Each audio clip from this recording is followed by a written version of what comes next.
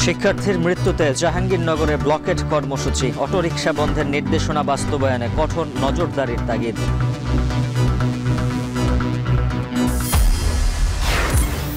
গণহত্যার অভিযোগে মামুন জিয়াউল সহ ৮ পুলিশ কর্মকর্তা আনুষ্ঠানিকভাবে গ্রেফতার, আন্তর্জাতিক অপরাধ ট্রাইব্যুনালে হাজির।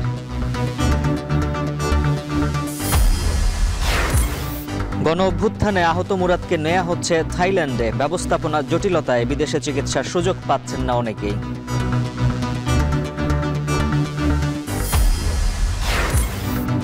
টাকায় টিসিবির ট্রাকে মিলছে আলু, সিন্ডিকেট ভাঙতে বাজার ব্যবস্থাপনাকে ঢেলে সাজাচ্ছে সরকার। আলুর ক্ষেত্রে দুঃখজনকভাবে অনেক মূল্যস্ফীতি ঘটেছে, সো এটা নিয়ন্ত্রণে আনার জন্য কিছু তাৎক্ষণিক পদক্ষেপ এবং কিছু দীর্ঘমেয়াদী পদক্ষেপ আমরা নিচ্ছি এবং ইনশাল্লাহ আপনারা এর ফল পাবেন।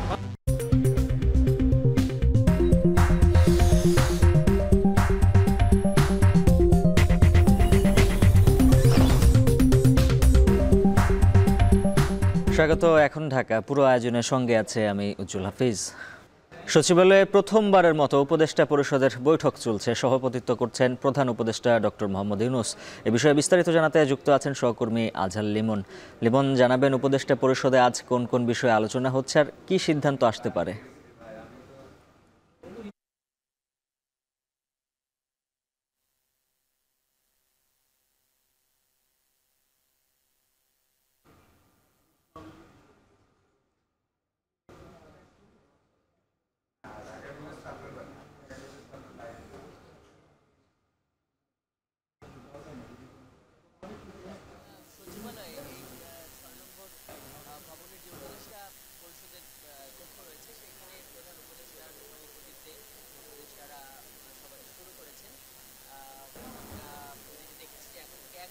আগে প্রধান উপদেষ্টা এসেছেন এবং তার আগে উপদেষ্টা পরিষদের যারা সদস্যরা তারা এসেছেন। আমরা দেখলাম যে এই ৬ নম্বর ভবনের সামনে যখন প্রধান উপদেষ্টার গাড়িবহর পৌঁছালো তখন তাকে আইন, বিচার ও সংসদ বিষয়ক যে মন্ত্রণালয়, সে মন্ত্রণালয়ের যিনি উপদেষ্টা ডক্টর আসিফ নজরুল এবং গণপূর্ত এবং শিল্প বিষয়ক উপদেষ্টা আদিলুর রহমান তাকে এখানে অভ্যর্থনা জানালেন এবং এরপর তাকে কিন্তু উপরে যে উপদেষ্টা পরিষদের যে কক্ষ রয়েছে সেই নির্ধারিত কক্ষে নিয়ে গেলেন। এরপরই মূলত এই উপদেষ্টা পরিষদের সভাটি শুরু হয়েছে।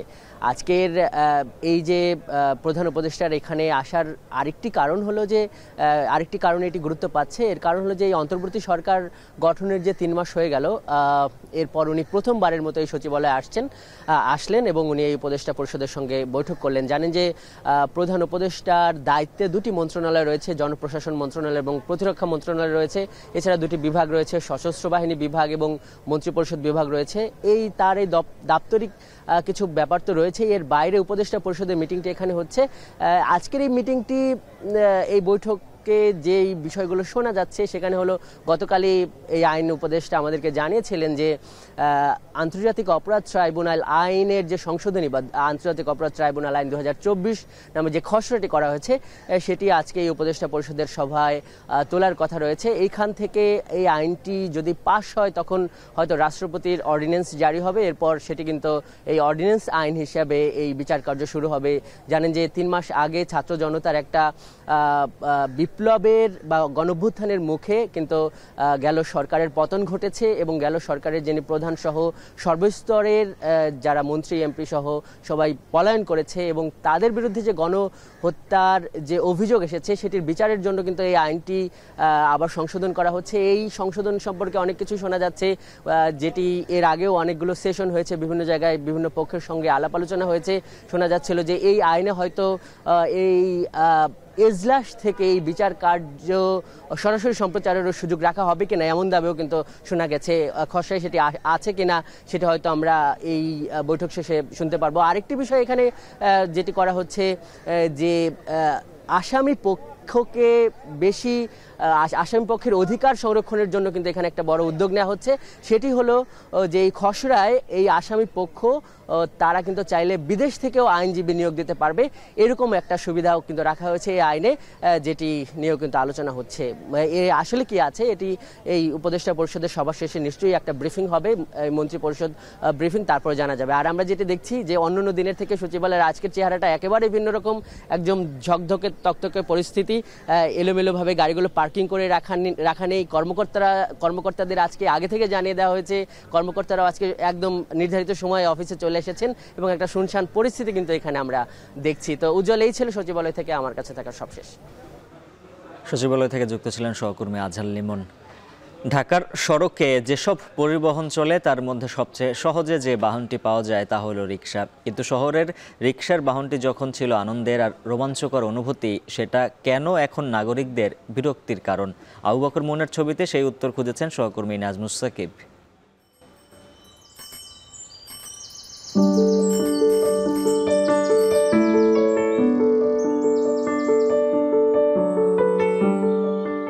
নাগরিক জীবনে ছোট ছোট গন্তব্যে যেতে রিকশায় চলাচল কখনো প্রয়োজনে, কখনো প্রিয়জনের পাশাপাশি বসার খানিক অবসর।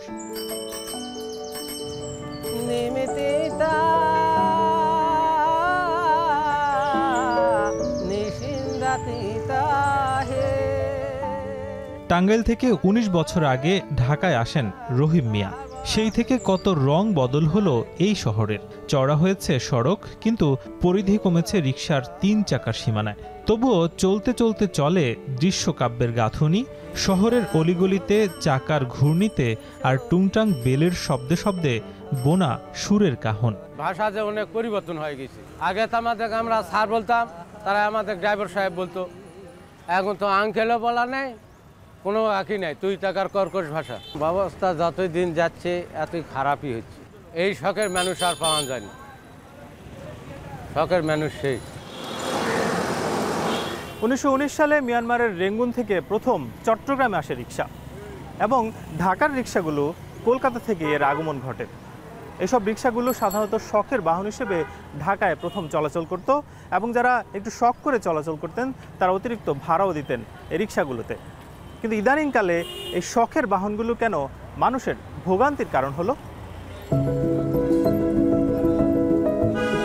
অসহিষ্ণু পতঙ্গের ঝাঁকের মতো ভিড়, যেখানে নেই নিয়ম মেনে চলার মনোভাব। দৃশ্যপট যেন মনে করিয়ে দেয় একেই বুঝি বলে মগের মুল্লুক। শৃঙ্খলাহীন রিক্সা চালকের অবারিত দৌরাত্ম্য। ঢাকার সিটি কর্পোরেশনের কাগজে কলমে শহুরে রিক্সা ১,৮০,০০০, কিন্তু Bangladesh institute of labour studies বিলসের মতে সড়কে চলছে প্রায় ১২ লাখ প্যাডেল চালিত আর অটোরিকশা প্রায় ৬ থেকে ৭ লাখ। যেখানে সেখানে দাঁড়ানো, উল্টো পথে হরদম চলাচল আর অতিরিক্ত গতিতে চলা, আর মূল সড়কে তোয়াক্কাহীন যাতায়াতই যেন নীতি এসব রিকশার। সড়কে সবচেয়ে বেশি বিশৃঙ্খলার জন্য দায়ী অবৈধ অটোরিকশা। লাইসেন্স আছে, রিক্সার পিছনে আছে, আমাদের ড্রাইভারের কোনো লাইসেন্স নাই। আগে ধরতো পুলিশে টাকা পয়সা খায় আসারি, তো ওইগুলো এখন তো নাই। এখন তো আপনার মনে করেন অলিগলিতে চালান যায়। আর ওই যে অটো গাড়ি, এটি কোনো অবধি জিনিস, এটি কোনো লাইসেন্সই নেই। নাম্বার নাই তো, নাম্বার কই পাবো নাম্বার? আয়া পড়ছি মামা, মানে এটা তো আমার ফারনের কোনো জায়গা নাই। চিনি অবশ্যই, কিন্তু আমি যাবো এদিকে, এর লেগে সরি ভুল হয়ে গেছে, আপনারা বললে আমি ঘুরে দেখতেছি। শহরে চলা প্যাডেল চালিত রিকশার ভাড়া দিতে হয় দিনে ১২০ টাকা। বিপরীতে আয় এবং সহজে চলাচলযোগ্য হওয়ায় অটোরিকশাকে দিতে হয় দিনে ৩ থেকে ৪০০ টাকা। এই নগরের সড়কে চলাচলকারী ও পথচারীদেরও সইতে হচ্ছে যার উৎপাত। আমার ক্ষেত্রে হচ্ছে যে রাস্তাঘাট দিয়ে চলাচলের সময় দেখা যায় রিক্সা এদিক দিয়ে ঢুকে যায়, ওদিক দিয়ে ঢুকে যায়, হাঁটা চলা করতে অসুবিধা। দিন যাচ্ছে তত হচ্ছে কি অটো রিক্সা এখন পাশাপাশি হচ্ছে কি এমনি নর্মাল রিক্সা প্লাস হচ্ছে অটো রিক্সা দুইটা বাজছে, যার কারণে হচ্ছে কি আমাদের মানে ফুটপাথ অফ হচ্ছে, প্লাস হচ্ছে রোডটা হচ্ছে যানজট বেশি হচ্ছে। তো ওরা অনেক দ্রুত গতিতে চলে, তো যে কোনো সময় দেখা যায় মানে সামনে পড়ে যায়, এজন্য আমাদের আরো সাবধানতার সাথে চলাফেরা করতে হয়।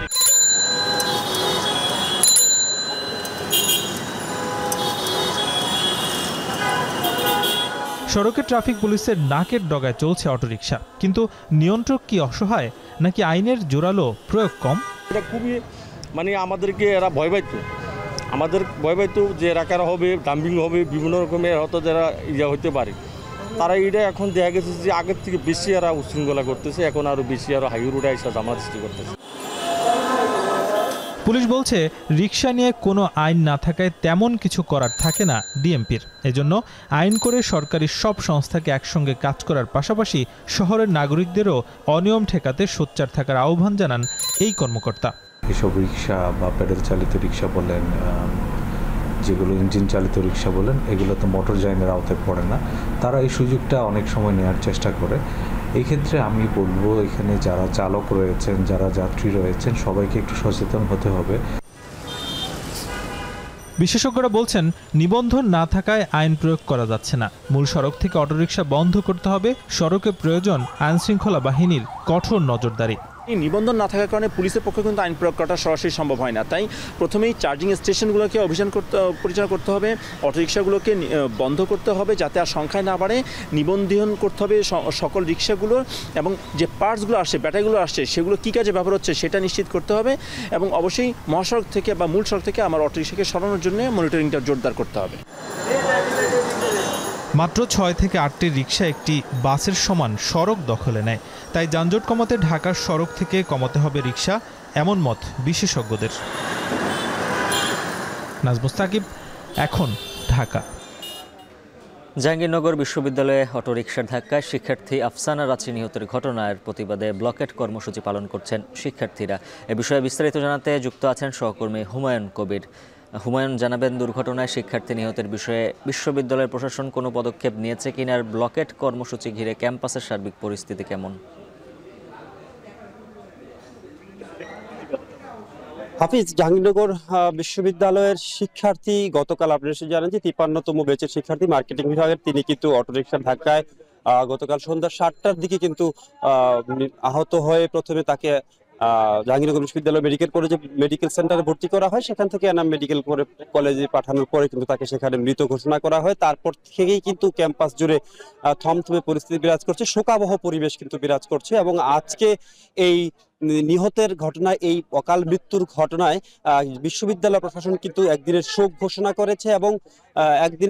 ঘোষণা করেছে এবং পাশাপাশি একজন ডেপুটি রেজিস্ট্রার সহ 4 জনকে কিন্তু সাময়িক বহিষ্কার করা হয়েছে। এবং সকাল 7:30 থেকে কিন্তু যে 53তম মার্কেটিং বিভাগের 53তম ব্যাচের যে শিক্ষার্থী রাঁচির যে সহপাঠীরা ছিল, তারা কিন্তু বিশ্ববিদ্যালয়টির 4টি গেটেই তালা ঝুলিয়ে দিয়েছে এবং কোনো রকম ভেতর থেকে কোনো যানবাহন আসছে না এবং যাচ্ছে না, এবং বিশ্ববিদ্যালয়ের ভিতরেও কিন্তু কোনো রকম যানবাহন চলতে দেওয়া হচ্ছে না। মোটামুটি তারা ব্লকেট কর্মসূচি পালন করছে এবং আজকে কিন্তু বিশ্ববিদ্যালয়ের যে একটি পতাকা রয়েছে সেটিকে কিন্তু অর্ধনমিত করা হয়েছে এবং বিশ্ববিদ্যালয়ের শিক্ষার্থীদের সকল ক্লাস পরীক্ষা এবং ক্লাস কিন্তু আজকে তারা বর্জন করেছে। এবং ক্যাম্পাসকে নিরাপদ করার লক্ষ্যে বিশ্ববিদ্যালয়ের প্রশাসনের দুর্বলতা রয়েছে এমন কথাই কিন্তু শিক্ষার্থীরা বলছেন। তারা বলছেন তাদের এই ক্যাম্পাসকে নিরাপদ করার জন্য তারা আজকে 8 দফা দাবি দিয়েছে। এই 8 দফা দাবি বাস্তবায়ন খুব শিগগিরই যদি বাস্তবায়ন না হয় তারা আরো বড় ধরনের আন্দোলনে যাবেন, এমন হুমকি কিন্তু শিক্ষার্থীরা দিচ্ছেন। তারা বলছেন আফসানা রাচির 31 দিনও পার করতে পারলো না, গোটা ক্যাম্পাসটিও তার এখনো ঘুরে ঘুরে দেখা শেষ হয়নি। এই মুহূর্তেই তাকে ঘাতক রিকশার আঘাতে তাকে মৃত্যুর কোলে ঢলে পড়তে হয়েছে। এটি অনাকাঙ্ক্ষিত, অনভিপ্রেত এবং প্রশাসনের আসলে দুর্বলতাকেই কিন্তু তারা বলছেন। প্রশাসন যদি এই ধরনের এই অপমৃত্যু এবং দুর্ঘটনা এড়াতে প্রয়োজনীয় ব্যবস্থা গ্রহণ না করে তারা প্রশাসনের বিরুদ্ধে আসলে যে এক বড়সড় আন্দোলন গড়ে তুলবেন এমন কথাই কিন্তু শিক্ষার্থীরা বলছেন। তবে শিক্ষার্থীরা আমার পিছনে দেখতে পাচ্ছেন এখনো কিন্তু মূল ফটক ব্লকেট করে আছে। তারা বলছেন তাদের দাবি দাওয়াগুলো আদায় করা হবে এমন আশ্বাস না আসা পর্যন্ত কিন্তু তারা এই আন্দোলন চালিয়ে যাবেন। এবং সকাল থেকেই কিন্তু আমি যেমনটি বলছিলাম তারা আন্দোলন চালিয়ে যাচ্ছেন এবং গোটা ক্যাম্পাস জুড়ে কিন্তু একটি শোকাবহ পরিস্থিতি বিরাজ করছে। এই ছিল জাহাঙ্গীরনগর বিশ্ববিদ্যালয় থেকে রাঁচির মৃত্যু এবং আজকে ব্লকেট কর্মসূচির সর্বশেষ। গণ অভ্যুত্থানে গণহত্যায় দায়ের সাবেক আইজিপি চৌধুরী আবদুল্লাহ আল মামুন ও সাবেক সেনা কর্মকর্তা জিয়াউল হাসান সহ আইন শৃঙ্খলা বাহিনীর 8 সদস্যকে আন্তর্জাতিক অপরাধ ট্রাইব্যুনালে হাজির করা হয়েছে। এই মুহূর্তে ট্রাইব্যুনালে ব্রিফ করছেন চিফ প্রসিকিউটর তাজুল ইসলাম। সরাসরি চলে যাচ্ছে সেখানে। সাবেক IGP Chowdhury Abdullah Al Mamun, বরখাস্তকৃত major general Ziaul Hasan সহ মোট 8 জন পুলিশ কর্মকর্তাকে এখানে উপস্থিত করা হয়েছিল। এর মধ্যে শুধুমাত্র মেজর জেনারেল জিয়াউল হাসানই সামরিক কর্মকর্তা। তাদেরকে 27-10 তারিখে এই ট্রাইব্যুনাল থেকে গ্রেপ্তারি পরোয়ানা এবং প্রোডাকশন ওয়ারেন্ট দুটো আদেশ আলাদা আলাদাভাবে হয়েছিল। তার প্রেক্ষিতে তাদের গ্রেপ্তার করে আজকে আদালতে উপস্থিত করা হয়। আজকে আদালতে উপস্থিত করার পরে এই 8 জন ব্যক্তির ব্যাপারে তদন্ত সংস্থার কাছে প্রাপ্ত যে সমস্ত তথ্য উপাত্ত এসেছে সেগুলো আমরা আদালতের সামনে উপস্থাপন করেছি। চৌধুরী আব্দুল্লাহ আল মামুন সাহেব জুলাই আগস্টের সময়ে বাংলাদেশের পুলিশের মহাপরিদর্শক হিসাবে ছিলেন, পুলিশ বাহিনীর সুপ্রিম কমান্ডার ছিলেন। তার নেতৃত্বে গোটা বাংলাদেশের 56,000 বর্গমাইল জুড়ে নিরস্ত্র নিরীহ ছাত্র জনতার উপরে নির্বিচার গুলিবর্ষণ করে প্রায় 2 সহস্রাধিক ছাত্রকে হত্যা এবং 25 সহস্রাধিক মানুষকে আহত এবং পঙ্গু করা বা চিরস্থায়ীভাবে দৃষ্টিশক্তি হারানো বা অঙ্গহানি করার মতো অপরাধ তারা সংগঠিত করেছেন। সেই কারণে চৌধুরী আব্দুল্লাহ আল মামুন সাহেবের বিরুদ্ধে superior command responsibility, planning, preparation, order, complicit এই সমস্ত বিষয়ে আইনের যে সমস্ত ধারাগুলো প্রযোজ্য তার ক্ষেত্রে সেই বিষয়ে তার বিরুদ্ধে অভিযোগ তদন্ত সংস্থা দিয়েছেন। সেই অভিযোগে আমরা বলেছি তাকে তদন্ত শেষ না হওয়া পর্যন্ত গ্রেপ্তার রাখা প্রয়োজন। বরখাস্তকৃত মেজর জেনারেল জিয়াউল হাসানের ব্যাপারে আমরা বলেছি যে তিনি প্রথমে র্যাবে, বিভিন্ন সময় র্যাবের বিভিন্ন পজিশনে, সর্বশেষ এনটিএমসির ডিজি হিসেবে চাকুরিরত ছিলেন। তিনি বাংলাদেশের গুম, এনফোর্সড ডিসঅ্যাপিয়ারেন্স এবং এই গুমের পরে নিয়ে গিয়ে তাদেরকে যে পৈশাচিক অত্যাচার, তারপরে হত্যা করে লাশ বিভিন্ন জায়গায় ডিসপোজাল করে দেয়া, এই কালচারের জনক হচ্ছেন তিনি। তিনি বিভিন্ন সময়ে এই আওয়ামী লীগ সরকারের আমলে যারা বিরোধী দলের থেকে কথা বলার চেষ্টা করেছে, ভয়েস রেজ করার চেষ্টা করেছে, তাদেরকে একের পর এক পরিকল্পিতভাবে অপহরণ করেছেন, গুম করেছেন, বছরের পর বছর আটকে রেখেছেন। সেখানে তাদেরকে নিয়ার ডেথ এক্সপেরিয়েন্স দিয়ে এমন নির্মম অত্যাচারের মাধ্যমে তাদেরকে আটক রেখেছেন। তাদের মধ্যে বহু মানুষ আজও ফিরে আসেনি। তার নেতৃত্বে বিএনপির নেতা ইলিয়াস আলীকে অপহরণ করে হত্যা করা হয় বলে আমরা জানতে পেরেছি। এছাড়াও আরও অনেক নাম জানা এবং নাম না জানা অনেক মানুষকে অপহরণ এবং অত্যাচার, নির্যাতন করার অভিযোগ তার বিরুদ্ধে আছে। তার পৈশাচিকতার যে স্ট্যান্ডার্ড, সেটা কেবলমাত্র 90-এর দশকে বসনিয়া হার্জেগোভিনায় সার্বিয়ান বাহিনী যে অ্যাট্রোসিটি চালিয়েছিল, যে গণহত্যা চালিয়েছিল, যে ধরনের অত্যাচার করত, সেই অত্যাচারের সাথে আমরা তুলনা করেছি। বসনিয়ার তদানীন্তন সেনাপ্রধান ছিল রাদোভান কারাজিচ এবং তার আরেকজন অফিসার ছিল রাটকো মলাদিচ। তারা যে ধরনের, তাদেরকে বলা হতো বলকানের কসাই বলা হতো তাদেরকে। আমাদের এই বলকানের কসাইদের মতো বাংলাদেশের কসাই হিসাবে এই জিয়াউল হাসান হত্যাকাণ্ড থেকে শুরু করে অপহরণ, নির্যাতন, গুম এগুলোর সাথে জড়িত ছিলেন। তার বিরুদ্ধে সুস্পষ্ট অভিযোগ এসেছে। তার বিরুদ্ধে জুলাই আগস্টের যে গণহত্যা এবং মানবতা বিরোধী অপরাধ, তার বাইরেও বিগত সরকারের পুরো সময় জুড়ে বিভিন্ন সময় তার দায়িত্ব পালনকালীন সময়ে যত গুম হয়েছে সব গুমের অভিযোগের তীরটি তার বিরুদ্ধে গিয়েছে। এর বাইরে যাত্রাবাড়ি থানার একজন অফিসার ছিল, যে যাত্রাবাড়িতে কয়েকশো ছেলেকে গুলি করে হত্যা করা হয়েছে নির্মমভাবে এবং সরকার পতনের পরও মানুষ হত্যা করা হয়েছে। সেই থানার যে ওসি আবুল হাসান, তার কথা আমরা বলেছি। সাভার অঞ্চলের একজন এসপি, একজন এএসপি, একজন ওসি, যারা আশুলিয়াতে 6টা ছেলেকে গুলি করে হত্যা করার পরে লাশ ভ্যানে মালপত্রের মতো এরকম চ্যাংদোলা করে প্রথমে রিক্সা ভ্যানে উঠিয়েছে, পরবর্তীতে পুলিশের ভ্যানে তুলে পেট্রোল দিয়ে আগুন জ্বালিয়ে তাদেরকে পুড়িয়ে নিশ্চিহ্ন করতে চেয়েছে, প্রমাণ করতে চেয়েছে যে পুলিশ ভ্যানে আন্দোলনকারীরা আগুন দিয়ে এই লাশগুলো পুড়িয়েছে। তারা যে অপরাধগুলো করেছে এগুলো শয়তানও করতে ভয় পাবে। প্রত্যেকটা অফিসারের ব্যাপারে সুনির্দিষ্ট যে সমস্ত অভিযোগ ছিল সেগুলো আমরা সুনির্দিষ্টভাবে তুলে ধরেছি এবং আমরা আদালতকে অবহিত করেছি যে আমরা এই সমস্ত এভিডেন্স যা পাচ্ছি সেগুলো কালেক্ট করে আমাদের তদন্ত সংস্থা বিচারের উপযোগী করে আন্তর্জাতিক স্ট্যান্ডার্ড ফলো করে সমস্ত ডিজিটাল এভিডেন্স, লাইভ এভিডেন্স এমনভাবে আমরা আদালতের সামনে প্লেস করব ক্রিস্টাল ক্লিয়ারভাবে অপরাধীরা জানতে পারবে তাদের কি অপরাধ ছিল। গোটা বাংলাদেশ, গোটা দুনিয়া দেখবে এই বিচারটা স্বচ্ছ এবং ফেয়ার হয়েছে। সেই ধরনের এভিডেন্স প্রিপেয়ার করার জন্যে আমাদের যুক্তিসঙ্গত সময় দরকার। আমরা 2 মাস চেয়েছিলাম, আদালত 1 মাস সময় দিয়েছেন এবং পরবর্তীতে কত তারিখ, 19শে ডিসেম্বর এই মামলার পরবর্তী তারিখ নির্ধারণ করেছেন। কেন কান্নায় ভেঙে পড়েছেন তাকে জিজ্ঞাসা করেন। আমরা ক্লিয়ার করেছি, আমরা সেটা ক্লিয়ার করেছি। এটা গুলশানে ছিলেন এবং গুলশানে তার নেতৃত্বে কতগুলো হত্যাকাণ্ড হয়েছে আমি নাম ধরে ধরে বলেছি। আরও হত্যাকাণ্ডের বিবরণ আসছে। তিনি যে কান্নায় ভেঙে পড়ে বলছেন যে উনি নির্দোষ ছিলেন, সেটা তিনি না। সব অপরাধী বলে যে আমি নির্দোষ, কিন্তু সাক্ষ্য কথা বলে।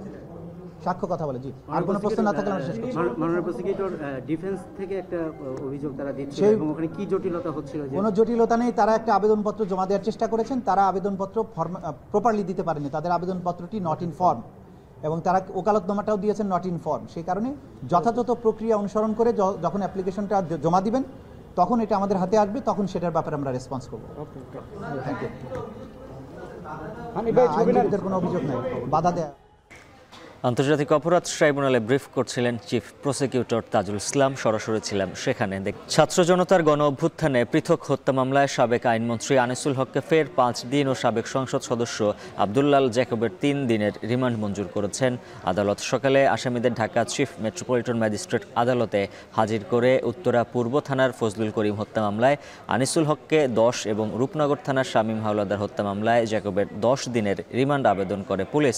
রিমান্ডে নেয়ার যৌক্তিকতা তুলে ধরেন রাষ্ট্রপক্ষের আইনজীবী। অন্যদিকে আসামি পক্ষের আইনজীবীরা বলেন তারা রূপনগর বা উত্তরার বাসিন্দা বা সংসদ সদস্য নন, শুধুমাত্র হয়রানি করতে তাদের এসব মামলায় আসামি করা হয়েছে। শুনানি শেষে আনিসুল হকের 5 দিন ও জ্যাকবের 3 দিনের রিমান্ড মঞ্জুর করেন আদালত। এছাড়া মোহাম্মদপুর, বাড্ডা, পল্টন, মিরপুর ও উত্তরা পশ্চিম থানার একাধিক মামলায় নতুন করে গ্রেফতার দেখানো হয়েছে সাবেক মন্ত্রী দীপুমণি, জুনাইদ আহমেদ পলক, সালমান এফ রহমান, হাসানুল হক ইনু সহ মোট 8 জনকে।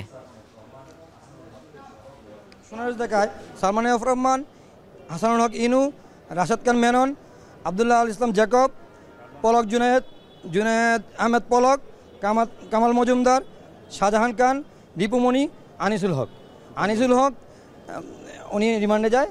আরেকজন হলো আব্দুল্লাহ আল ইসলাম জ্যাকব রিমান্ডে যায়।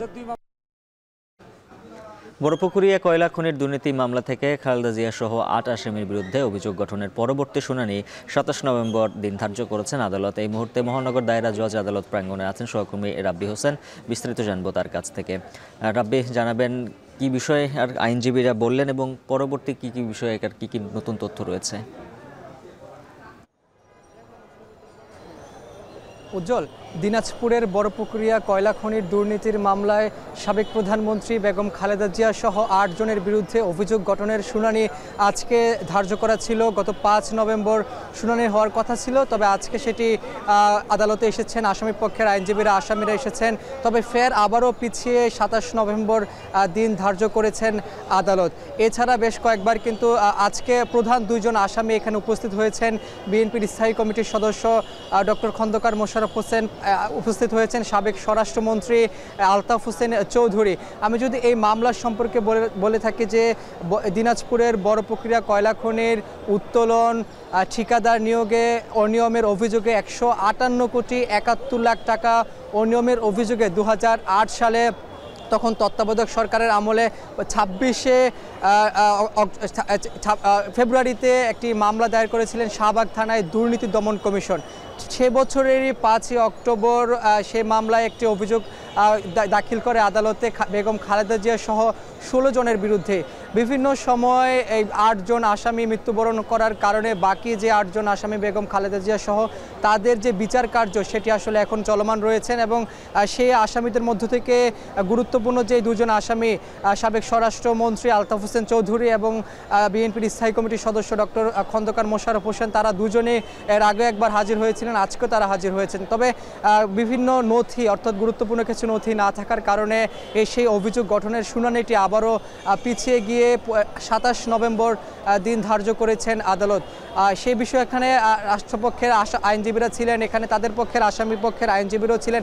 তারা বলেছেন যে বারবার তারা এই একই মামলায় তারা এখানে এসে হাজিরা দিচ্ছেন, হাজিরা দেওয়ার পরে তারা আসলে হয়রানি হচ্ছেন, যার কারণে তাদেরকে মিথ্যা একটি মামলায় তাদেরকে ফাঁসানো হয়েছে। এই বড়পুকুরিয়া কয়লা খনির দুর্নীতির সঙ্গে তারা আসলে সম্পৃক্ত নন বলে আসলে দাবি করেছেন তাদের পক্ষের আইনজীবীরা, যার কারণে তারা এই মামলা থেকে অব্যাহতি চেয়েও আসলে আবেদন করা হয়েছিল। সাবেক প্রধানমন্ত্রী বেগম খালেদা জিয়া সহ 8 জনের বিরুদ্ধে যে অভিযোগ গঠনের শুনানির পাশাপাশি তাদেরকে এই মামলা থেকে অব্যাহতি দেওয়ার জন্য আবেদন করেছিলেন বিচারকের কাছে। তবে মামলার কিছু কার্যক্রম এখন আসলে বাকি রয়েছে নথি না থাকার কারণেই কিন্তু আজকে নতুন করে আবারও সেই তারিখ ধার্য করেছেন আদালত, সেটি 27 নভেম্বর নতুন তারিখ ধার্য করেছেন আদালত। এই ছিল মহানগর দায়রা জজ আদালত থেকে আমার কাছে সবশেষ খবর। সিএমএম কোর্ট প্রাঙ্গণ থেকে যুক্ত ছিলেন সহকর্মী রাব্বি হোসেন। জুলাই আন্দোলনের সময় বেসরকারি চাকরিজীবী মুরাদকে উন্নত চিকিৎসার জন্য নেওয়া হচ্ছে থাইল্যান্ডে। শাহজালাল আন্তর্জাতিক বিমানবন্দরে তাকে বিদায় জানান স্বাস্থ্য মন্ত্রণালয়ের বিশেষ সহকারী ডাক্তার সাইদুর রহমান। এ সময় সেখানে আরও উপস্থিত ছিলেন স্বাস্থ্য অধিদপ্তরের মহাপরিচালক অধ্যাপক মোহাম্মদ আবু জাফর, নাগরিক কমিটির নেতা ডাক্তার আহাদ। মুরাদ দীর্ঘদিন রাজধানীর নিউরো সায়েন্সেস হাসপাতালে চিকিৎসাধীন ছিলেন। গত 18 জুলাই গুলশানে অফিস শেষে বাসায় ফেরার পথে মিরপুরের সেনপাড়ায় হঠাৎ ঘাড়ে গুলি লাগে। তার গুলি ঘাড়ের স্পাইনাল কর্ড ভেদ করে অন্য পাশ দিয়ে বেরিয়ে যায়। দীর্ঘ সময় আইসিইউতে থাকার পর গত 21 জুলাই থেকে এইচডিইউতে ভর্তি ছিলেন তিনি। গুলির আঘাতে তার ঘাড়ের নিচ থেকে পুরো শরীর অচল হয়ে গেছে। সরকারের আন্তরিক সহযোগিতায় এবং সরকারের মাধ্যমে আমরা মুরাদকে, আমার ছোটো ভাইকে থাইল্যান্ডে নিয়ে আসছে সুচিকিৎসার জন্য। চিকিৎসা সন্তুষ্ট আমরা এখন প্রথমটা যে হাতের দুর্বলতা আছে, এটা রিহ্যাবিলিটেশন দরকার, কিন্তু তার স্টেবিলাইজেশন, রিসাসিটেশন, ভাইটালস ফল শুধু তার হাত পা যে তার নড়াচড়ার যে অক্ষমতা আছে। বৈষম্য বিরোধী ছাত্র জনতার আন্দোলনে গুরুতর আহত অনেকের উন্নত চিকিৎসা নিতে বিদেশ পাঠানোর প্রয়োজন। সরকারি ব্যবস্থাপনায় এখন পর্যন্ত বিদেশে গেছেন মাত্র 5 জন। প্রক্রিয়াধীন রয়েছেন অন্তত 20 থেকে আরও 25 জন। যদিও সরকারি ব্যবস্থাপনার দীর্ঘসূত্রিতায় উন্নত চিকিৎসা প্রাপ্তিতে দেরি হচ্ছে। মাসের পর মাস আইসিইউ কিংবা সিসিইউতে এসব রোগী চিকিৎসারত থাকায় রয়েছে উচ্চ সংক্রমণের ঝুঁকিতেও। আরও জানাচ্ছেন দেলোয়ার দোলন।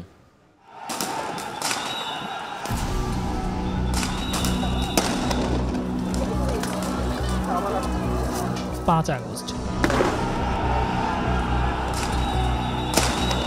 বৈষম্য বিরোধী ছাত্র আন্দোলনে মার্চ টু ঢাকা কর্মসূচিতে যোগ দিতে বাড়ি থেকে বের হওয়ার সময় স্ত্রীকে বলেছিলেন শীঘ্রই ফিরে আসবেন, কিন্তু এখনও বাড়ি ফেরেননি কাজল। মাথায় গুলিবিদ্ধ হয়ে হাসপাতালে মৃত্যুর সঙ্গে পাঞ্জা লড়ছেন তিনি।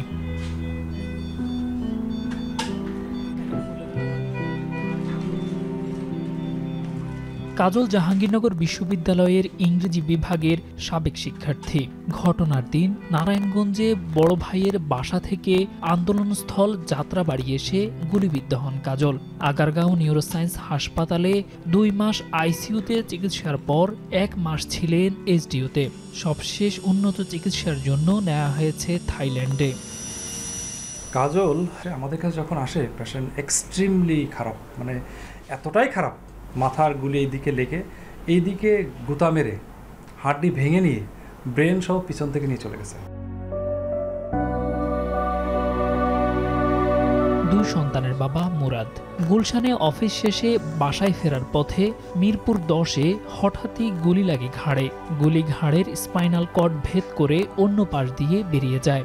দীর্ঘ সময় আইসিইউতে থাকার পর গেল 21 জুলাই থেকে রয়েছেন এইচডিইউতে। গুলির আঘাতে তার ঘাড়ের নিচ থেকে পুরো শরীর অচল হয়ে গেছে। চিকিৎসকরা বলছেন কাজলের মতো মুরাদেরও দেশে চিকিৎসা নেই। সরকারি ব্যবস্থাপনায় বিদেশে পাঠানোর দীর্ঘসূত্রিতায় রয়েছেন সংক্রমণের ঝুঁকিতে। মাথার অপারেশন খুব ক্রিটিক্যাল, সবসময় স্মুথলি যায় না, আপস ডাউন হয়। তো তারপরে আবার একটা আইসিইউর মতো একটা জায়গা যেখানে বারবার সেভারাল টাইমস ইনফেকশনের চান্স থাকে, এই ইমিউনো কম্প্রোমাইজড হয়ে যায়, অনেক রকম ওষুধ চলে। আমাদের কাছে যেগুলো রোগী ছিল 7-8 জনের ভিতরে লাস্ট আমরা 2টা রোগীকে বিদেশে রিকমেন্ড করেছিলাম আমাদের বোর্ড। এদের বিদেশে গেলে ওরা একটা ভালো কিছু নিয়ে আসতে পারে। তো কাজল একটা আর মুরাদ একটা। জুলাই গণঅভ্যুত্থানে নিউরোসায়েন্স হাসপাতালে ভর্তি রোগীদের মধ্যে গুরুতর অবস্থায় থাকা আরেকজন আশরাফুল। গুলি লাগে তার মাথায়। 2 দফা অস্ত্রোপচারের পর পরিস্থিতি আরও জটিল হয়েছে। ক্রিটিক্যাল কেয়ারে সেবা দেওয়া চিকিৎসকরা বলছেন মাথায় গুলিবিদ্ধ এত সংখ্যক রোগীকে একসাথে চিকিৎসা দেওয়ার অভিজ্ঞতা নেই তাদের। তারপরও সর্বোচ্চ সেবা নিশ্চিতে কাজ করছেন তারা। হঠাৎ করে এত ম্যাসাকার এবং এত ক্যাজুয়ালিটি, এগুলোতে আমরা অভ্যস্ত না। রোগীর চাপ তো অনেক ছিল, আমাদের ক্যাপাসিটির বাইরে। অনেক পেশেন্ট আসছে ব্রড ডেথ কিংবা ব্রেন ডেথ। এমার্জেন্সি এবং সার্জিক্যাল টিম তারা তো এখানে 24 ঘন্টা, তাদের ঘুম ছিল না, খাওয়া দাওয়া ছিল না, কোনো রুটিন ছিল না। ম্যাক্সিমাম চেষ্টা করেছে সর্বোচ্চভাবে সার্ভিস দেওয়ার। জুলাইয়ের ছাত্র জনতার আন্দোলনে গুরুতর আহত হয়ে আগারগাঁয়ের নিউরোসায়েন্স হাসপাতালে প্রায় 5 শতাধিক রোগী সেবা নিয়েছেন, যাদের মধ্যে 159 জনের ভর্তির প্রয়োজন হয়। আর এই সকল ভর্তি রোগীদের মধ্যে 1/3 অস্ত্রোপচার প্রয়োজন হয়। অস্ত্রোপচার পরবর্তীতে প্রায় 33 জন রোগীর মৃত্যু হয়। দেলোয়ার দোলন, এখন, ঢাকা। এবার 40 টাকায় টিসিবির ট্রাকে শুরু হলো আলু বিক্রি। সকালে রাজধানী টিসিবি ভবনের সামনে কার্যক্রমের উদ্বোধন করে বাণিজ্য উপদেষ্টা শেখ বশির উদ্দিন জানান, সিন্ডিকেট ভাঙতে বাজার ব্যবস্থাপনাকে ঢেলে সাজাচ্ছে সরকার। তবে দীর্ঘমেয়াদে পণ্যমূল্য কমাতে রাজনৈতিক সরকারের সদিচ্ছা জরুরি বলেও মনে করেন তিনি। আরও জানাচ্ছেন দেবরাজ দেব। বাংলাদেশ পরিসংখ্যান ব্যুরোর তথ্য অনুযায়ী অক্টোবরে দেশের মূল্যস্ফীতি বেড়ে দাঁড়িয়েছে 10.87%। খাদ্যপণ্য বিশেষ করে চাল ও সবজির দাম বাড়ায় বেড়েছে মূল্যস্ফীতি। এর প্রভাব পড়েছে দেশের নিম্ন ও নির্দিষ্ট আয়ের মানুষের উপর। বছরব্যাপী সরকারি নানা উদ্যোগে ট্রাকে চাল, ডাল, তেলের মতো পণ্য বিক্রি হলেও আলুর মতো সহজলভ্য পণ্য তালিকায় ছিল না। বুধবার সকালে রাজধানীর কারওয়ান বাজারে টিসিবি ভবনের সামনে ট্রাকে 40 টাকা দরে আলু বিক্রির কার্যক্রম উদ্বোধন করেন বাণিজ্য উপদেষ্টা। খুচরা বাজারে মানভেদে আলুর দাম 70 থেকে 120 টাকা হওয়াতে ট্রাকের মাধ্যমে বিক্রির এই বন্দোবস্তে দীর্ঘ লাইন। বাজার থেকে সাশ্রয়ে পণ্য পাওয়াতে স্বস্তি বোধ করছেন ক্রেতারা। যে ইনকামে দিতে আর এইভাবে দিতে যদি দেয় রেগুলা, তাইলে তো মনে করেন যে আমাদের জন্য একটু সুবিধা হয় কি, ভালো হয় কি। প্রয়োজন মতো না পারলে যতটুকু উপকার হয় এটাই তো করতে আসে। উপকার তো হইতেছে, কিন্তু রোজ ডায়াবেটিস ব্যবসা দাঁড়াইতে পারি না, কষ্ট হয়ে যায়। বাজার যে সিন্ডিকেটটা মানে এক একজন এক এক রেট ভাবে দাম বাড়াচ্ছে, এভাবে তো এই ট্রাকে আজকে এক জায়গা দিচ্ছে আর এক জায়গা, আমাদের অনেক সময় নষ্ট হচ্ছে। দেশে ভোগ্যপণ্যের মূল্য বৃদ্ধির পেছনে দায়ী সিন্ডিকেট, এ অনেক পুরনো খবর। বাণিজ্য উপদেষ্টা বলেছেন, সিন্ডিকেট ভাঙতে বাজার ব্যবস্থাপনা সংস্কারে মনোযোগ দিয়েছেন তারা। একটা সিন্ডিকেটের কথা বলছেন, তার মানে একটা মুষ্টিমেয় লোক এই কাজে সংযুক্ত আছেন। উত্তর একটাই, অধিকতর বাণিজ্যিকভাবে ইনক্লুড করা, আমদানির বিভিন্ন শুল্ক বিভিন্ন বাধাকে মানে দূর করে আমরা আরো অধিকতর লোককে সংযুক্ত করতে চেষ্টা করছি। অফকোর্স এই ধরনের ব্যবসায় সংযুক্ত তো আর কালকেই হয়ে যাবে না, তো এটার জন্য একটা প্রক্রিয়াধীন একটা বিষয়। এছাড়া বাজার নিয়ন্ত্রণে নিয়মিত নজরদারির পাশাপাশি ভোক্তা অধিকারকে আরও সক্রিয় হওয়ার নির্দেশ দেন বাণিজ্য উপদেষ্টা। ট্রাকের মাধ্যমে ঢাকায় 50টি ও চট্টগ্রামে 20টি পয়েন্টে আলু বিক্রি করবে TCB.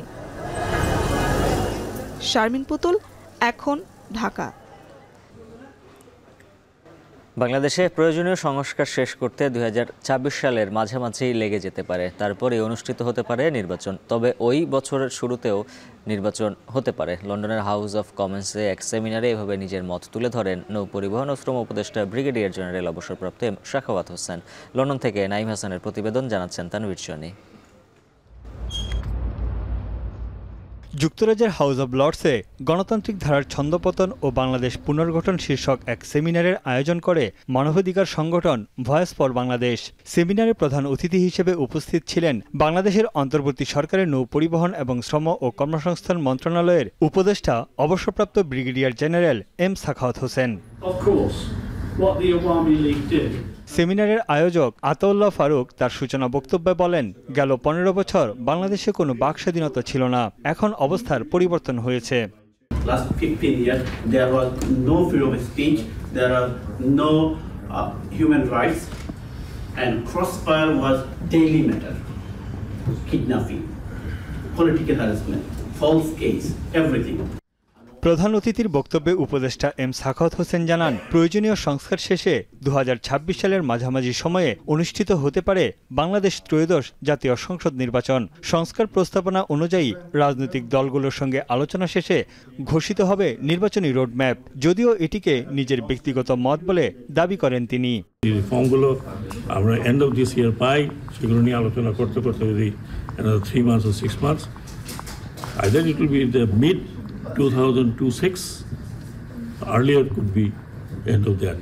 That's my own opinion. It's not opinion that I'm giving you of the cabinet. আমাদের এখন যে মেজর পলিটিক্যাল পার্টি আছে তারা কিন্তু মুখে বলছে যে আমরা ইলেকশন কালকে দাও, বাট তারা নিজেরাই বলছে টেক টাইম, কারণ যে কাজগুলো আমরা করতে পারবো সেই কাজগুলো কিন্তু পলিটিক্যাল পার্টি করতে পারবে না। বাংলাদেশের চিকিৎসা ব্যবস্থার সীমাবদ্ধতার কথা তুলে ধরে উপদেষ্টা সাখাওয়াত হোসেন বলেন, বৈষম্যবিরোধী ছাত্র আন্দোলনে গুরুতর আহতদের উন্নত চিকিৎসার জন্য বিদেশে পাঠানো হচ্ছে। আমাদের দেশের চিকিৎসা ব্যবস্থা তো আপনারা ভালো করে জানেন। নর্মাল একজন নর্মাল লোক যায়, তাকে চিকিৎসা করতে কতদিন লাগে, পার্টিকুলারলি যখন গভর্নমেন্ট স্পন্সর্ড আমাদের ওই ব্যবস্থাপনাটা খুবই উইক। সেমিনারে শেখ হাসিনার শাসনামলে মানবাধিকার লঙ্ঘন ও ছাত্র জনতার হত্যার বিষয়টিও উঠে আসে। আলোচনায় উপস্থিত ছিলেন হাউস অব লর্ডস সদস্য, ব্রিটিশ পার্লামেন্টের এমপি, মানবাধিকার সংস্থার সদস্য ছাড়াও কমিউনিটির বিভিন্ন স্তরের পেশাজীবী। তানভীর জনি, এখন বিশ্ব। চট্টগ্রামের সিআরবি এলাকায় বস্তিতে সাঁড়াশি অভিযান চালিয়ে অস্ত্র, মাদক ও 15 লাখ টাকা সহ 7 জনকে আটক করেছে যৌথ বাহিনী। ভোররাত থেকে সকাল পর্যন্ত সিআরবি, বিআরটিএ, গোয়ালপাড়া সড়ক ঘিরে অভিযান চালানো হয়। যৌথ বাহিনী জানায়, এলাকাটিতে মাদক সম্রাট হাতকাটা ইদু অবস্থান করছে। এমন তথ্যে সেনাবাহিনী, পুলিশ, বিজিবি সহ মোট 9 প্লাটুন সদস্য অভিযানে অংশ নেয়। তবে অভিযানে তাকে পাওয়া না গেলেও প্রায় 10টিরও বেশি মামলার আসামি, তার বোনকে আটক করা হয়।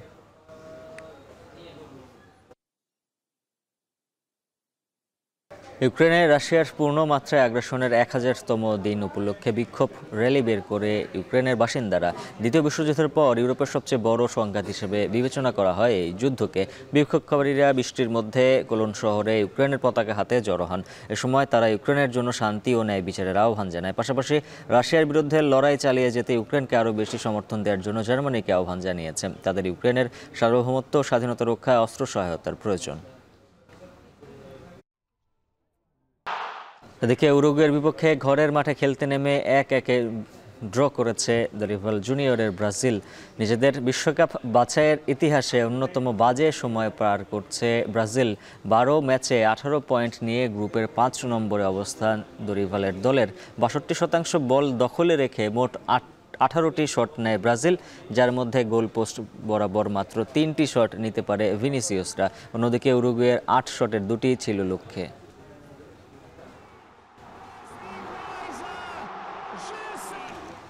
এখন ঢাকা শেষ করার আগে শিরোনামগুলো জানিয়ে দিচ্ছে আরও একবার।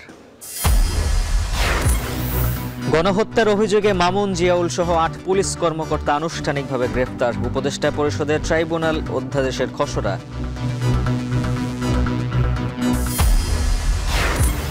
জিয়া অরফানেজ মামলায় খালেদা জিয়ার আপিলের শুনানি 27 নভেম্বর। একই দিন বড় পুকুরিয়া মামলায় অভিযোগ গঠনের শুনানি।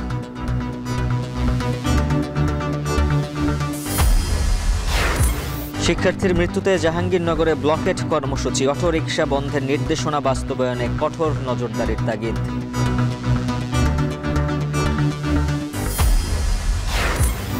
টাকায় টিসিবির ট্রাকে মিলছে আলু। সিন্ডিকেট ভাঙতে বাজার ব্যবস্থাপনাকে ঢেলে সাজাচ্ছে সরকার।